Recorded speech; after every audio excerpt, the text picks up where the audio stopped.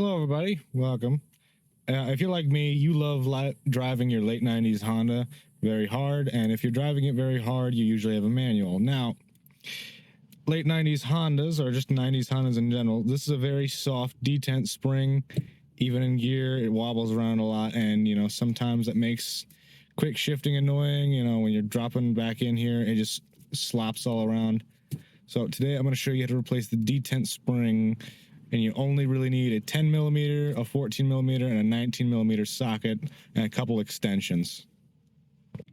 The 10 millimeter socket will be for the negative battery terminal. The quick addendum, the starter bolt is a 12 millimeter.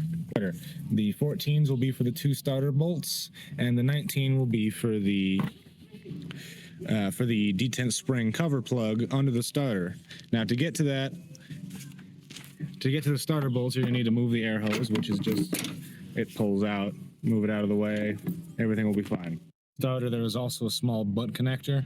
This is important when you're putting the starter back in to make sure that the sleeve doesn't get in the way and that this connector actually seats properly. Otherwise, your key won't work and the car won't crank.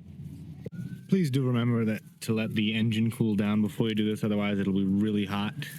Also, the longer of the two bolts goes on the bottom. I'm leaving mine in the bottom just for organization, and the part I'll be using today is number SF05008 from Speed Factory. I'm obviously not sponsored as this channel is too small, but there is the 19 millimeter plug, and as always, if you're dealing with springs, please wear some safety goggles. If that goes in your eye, you're going to lose it.